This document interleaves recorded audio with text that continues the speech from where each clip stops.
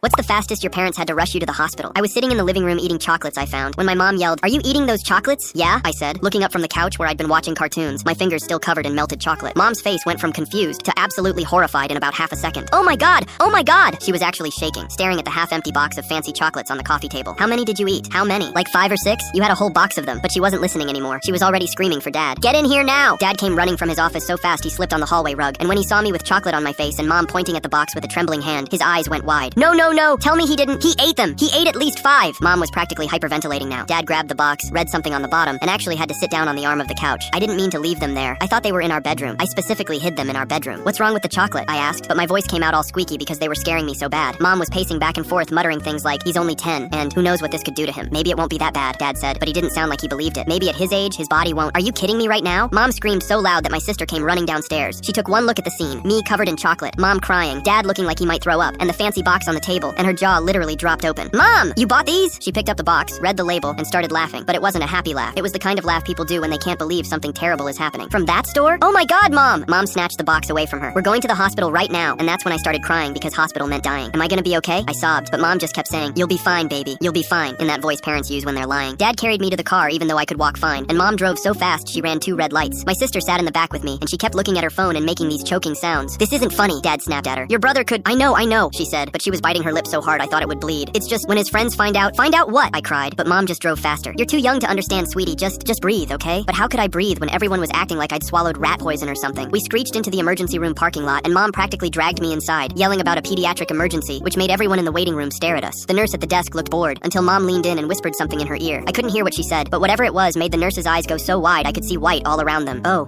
how many did he consume?" She was already pushing buttons, calling for a doctor, making me sit in a wheelchair even though my legs worked fine. They rushed me back to a room and started hooking me up to machines, heart monitor, blood pressure, oxygen thing on my finger, while the nurse kept asking me questions about how I felt. Any tingling, flushing, racing thoughts, unusual, sensations? I didn't even know what half those words meant. The doctor came in, this older woman who looked at my chart, looked at my parents, looked at me, and then had to turn away because I swear she was trying not to smile. "The good news is he's completely fine." "What were they?" I yelled because I still didn't understand why everyone was acting so weird. The doctor cleared her throat and looked at my parents, who both looked like they wanted to disappear into the floor. They were freaky chocolates," my sister yelled. They were so embarrassed even the nurse laughed at them.